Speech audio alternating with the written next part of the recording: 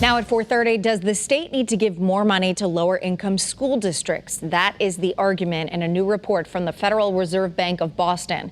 It says Connecticut's method of school funding puts more financial strain on the districts who need it most. Channel 3 Eyewitness News reporter Mike Savino is joining us now to break down this report. And Mike, what exactly is the solution here? Well, simply, Aaron, they say that we need to completely redo how we give state funding to towns for school. And the argument is that because the way we currently do it doesn't account for some of the burdens in some of the financially strapped districts like here in Hartford.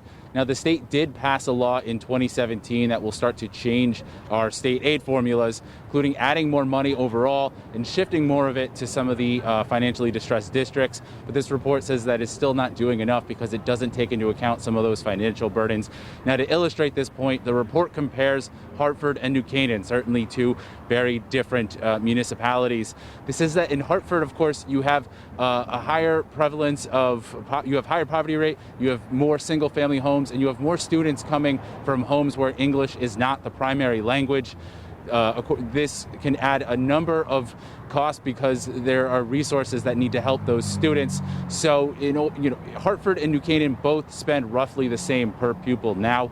But according to this report, if both were to try to get to state average on testing, New Canaan could actually spend less. Hartford would need to spend significantly more. They would actually have to spend twice as much as New Canaan because of some of these hurdles.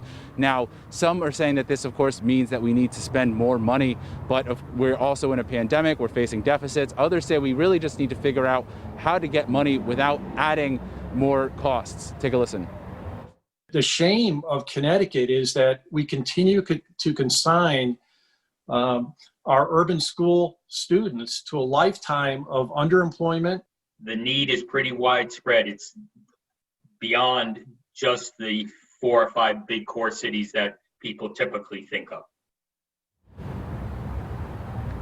And as you heard there, this report looks at the state and all of the municipalities. We talked about Hartford because that's the example they raised in the report, but it also notes significant need in places like Putnam, in Derby, and in Ansonia. So certainly this is a statewide issue. We'll have more coming up on Eyewitness News at 5:30, including what some lawmakers think we need to do with this. For now, live from Hartford, Mike Savino, Channel 3 Eyewitness News.